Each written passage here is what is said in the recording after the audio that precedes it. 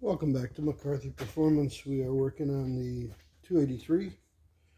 I'm going through and checking the ring gaps on the oil ring rails and top and second rings. So these can be usually about 50 thousandths or a little bit more. As long as they don't butt, you're all right, but I don't assume anything. I always check them all.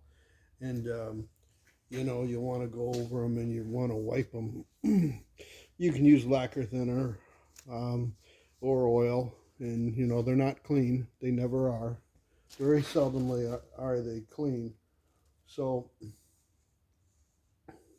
anyways, we're going to start putting the pistons in it after I check the top ring and the second ring. But I'm going to go over and wipe these.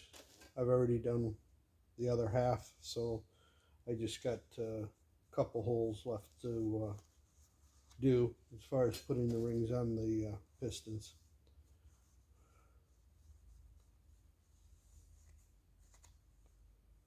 So we'll check them once again, make sure there ain't no lint hanging off of them.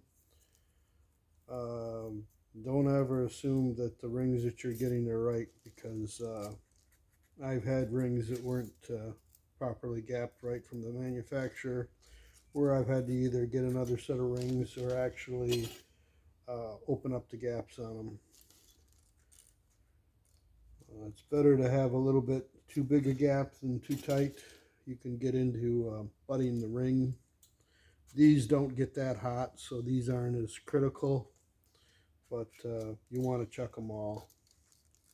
And Hastings and other manufacturers give you a minimum and maximum. I think it's like 16 minimum to like 60, so they're fairly forgiving. At least the oil ring rails are. So we're going to check the top ring and the second ring. You want to make sure it's square in the bore. You can buy real expensive or not so expensive tools to do that.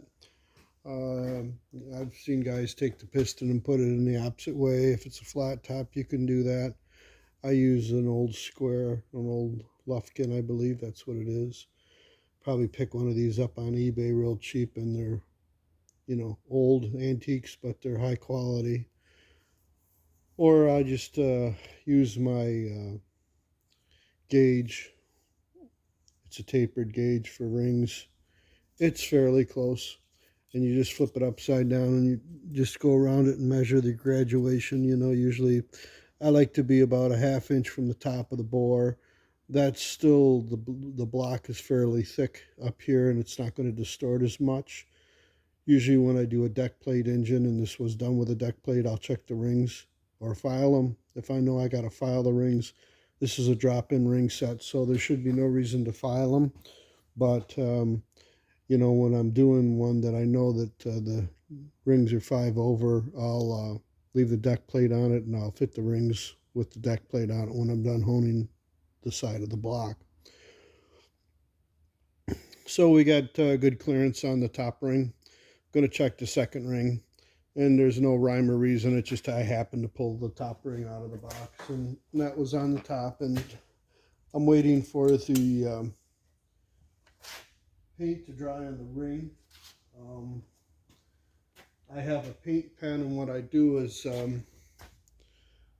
I put a little paint on that dot right there, because on the second ring the bevel's always down, so it's got a little bit of a bevel to it, if you can see that or not. This is the top. On the second ring, that's going to go that way. It's going to go up towards the top of the piston. All the dimples, letters, anything, hash marks are going to go up. And if you're unsure of that, the bevel's always going down on the second ring. Top ring can have a dent on it or not. These do not. This is what they call a barrel face ring. It can go this way or that way. It don't matter much on this ring. There are some rings, if it has a bevel, that would usually go up on the top ring. So that's where we're at, and we'll start putting pistons in. Okay, so we're ready to put number one in. We've got the rings oiled. I got them positioned the way that I want them to be. I said 5 thousandths end gap. These are a little bit on the tighter side of 5. 5 is pretty much where I put them for somebody that I know is going to run something, a mild street engine. I wouldn't even consider this a mild street engine. The clearance is plenty good enough. I mean, for the target size to where I am right now, we're talking less than 1,000, well, thousands. And I'm not gonna set up the end, and cut the end gap on it with my ring cutter. If they start, I'll check them all, and if some of them get a little flaky, I'll probably open a few of them up. But I'm happy with where they are. It's a smaller bore. It'll be fine. I use this type of ring compressor. A lot of people don't like them. I've had this for 40 years. I put a lot of pistons down holes with this thing. The only thing you got to be careful with them is you want to make sure there's nothing raised inside. If they get any scratches or nicks, you want to make sure you take some sandpaper and file it out of there. Other than that, they work fine. Of course, you don't. And if you get a neck, it's usually because your end gap is like, you don't want your end gap hanging in here. So if that makes any sense. So I got everything pretty much where I want it. Everything looks good, so it's going down the hole. Of course, your dents, unless it's reverse rotation, and I mentioned that before, all your dents or the letters or anything stamped on the side of the piston or up at the top of the notch is going to go forward. Some pistons, race pistons, have no pin offset. That's what that's for. So I've seen guys buy these great big heavy duty rubber hammers with big long ends on them and all that, and they beat the shit out of the pistons. You don't need to beat the shit out of the piston. It'll go in the hole just fine, as long as there's some taper on the edge where it's broke. Most of the time they go in just fine.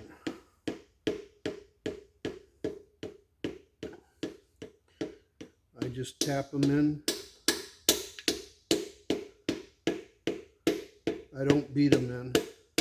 I've said that before. But it doesn't matter if it's a 283 Pontiac, any other engine. You just don't beat. I don't beat pistons in. You don't need to do that. If you're doing that and you break a ring, and you will doing that, you won't be able to finish the job.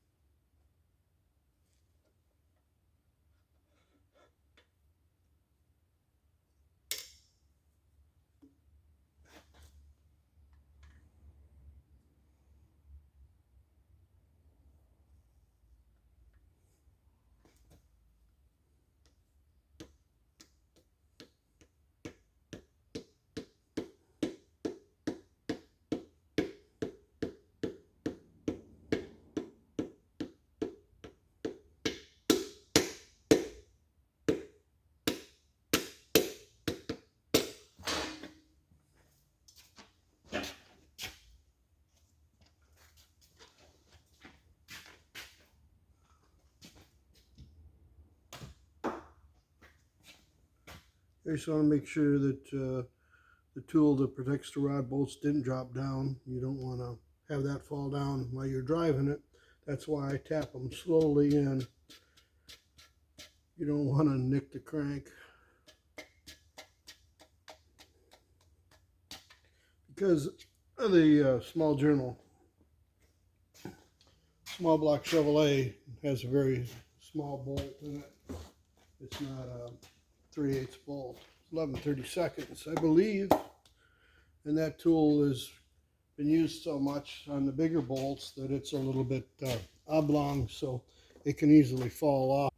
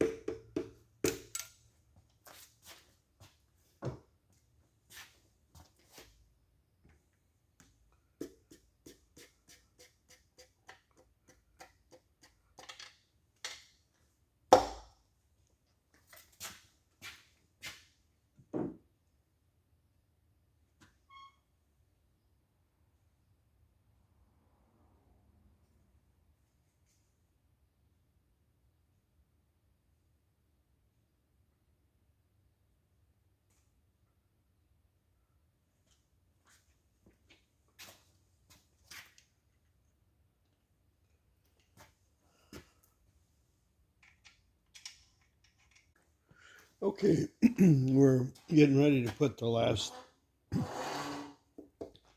piston in the hole.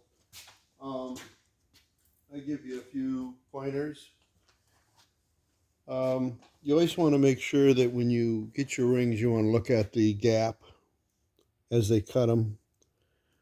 You know, they're pre-gapped from the factory manufacturer, if you will. You always want to make sure they're burr-free. I've had rings with a little bit of a knob on the end of them where they cut them and it left a little bit of a burr. So, I mean, obviously on the 5-over and the race stuff, you're going to fit the rings. You know, I did touch up a couple rings on this because I didn't like the way they looked. Obviously, you can see I cut this one. And you always want to make sure the quick check is to butt them. And, you know, they should be light tight. This one is. But if you get your rings, and let's say your rings are at the tight end of what they recommend for the bore size and the application, you know, you want to make sure that obviously you have gap. Um, you know, you want this as flat and as tight as you can get it so it's true, but you don't want something hanging up because at that point, essentially, that's the end gap. No matter how big it looks, whatever hits first, that's going to be the end gap. And like I said before, it's better to have them a little bit big than have them butt. When they butt, bad things really do happen. And I've had engines in here where people have done that, and it can make a lot of stuff turn into junk. Okay, so that's the deal on the rings. Um, you always want to be aware of this.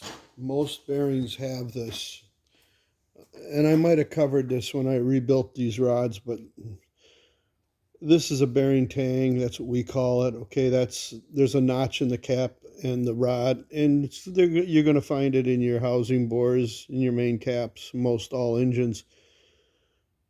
This is a positioner. That's all that does. that little tang right there. That's all that does. Is it puts the bearing where it needs to be in the rod at the right location. And then once you tighten it up, bearing crush, which means that the rod or the housing bore is smaller, actually holds this in. And that's why you want your crush, you always want your crush as tight as you can get it within spec, because that is bearing retention. And the bigger the housing bore is, the less retention on the bearing, which causes fretting on the back of the bearing, which I've gone over that. You don't transfer the heat um, as well as it could across the rod surface or the housing bore surface, whatever that may be, the block or the rods. You always want to make sure that this tang doesn't hold anything up. So when it goes into the cap or the rod or anything that has a tang in it, so it'd be mains and main caps, that does not hold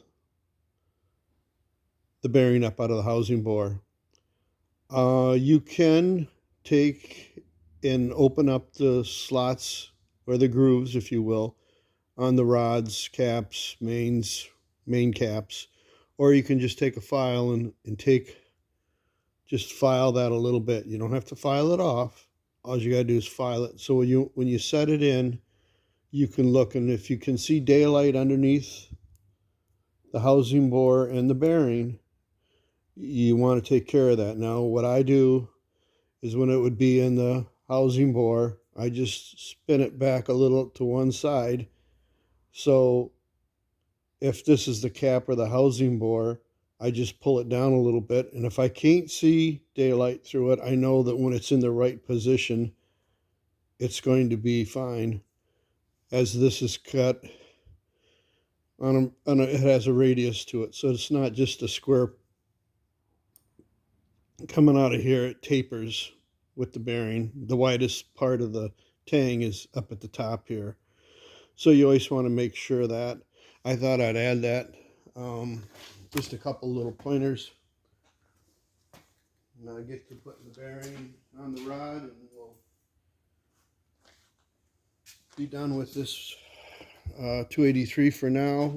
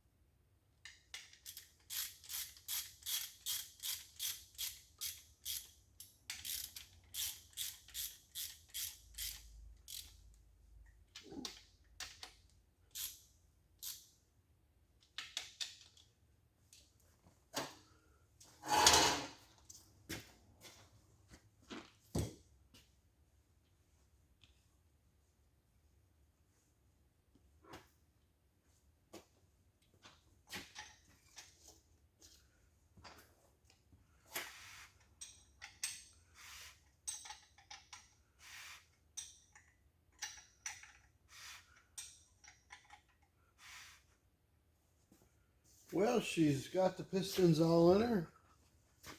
We'll probably stop here for this video. The next video will probably be me putting the camshaft in and degreeing it to make sure that it is correct for this application. Unless I can find a GM number on the core and cross that over to the numbers on the internet if I can find any. I think the best bet is to put the camshaft in and check it. But it's in a GM carton, new old stuff, so who knows what it is really. I'm going to check it. So that'll be the next video. Thank you for watching.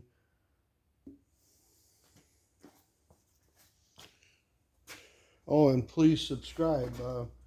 I look at my videos, and it don't cost nothing to subscribe, and believe me, it doesn't really take a lot of effort on your part, and it would help me out greatly. So, that would be great.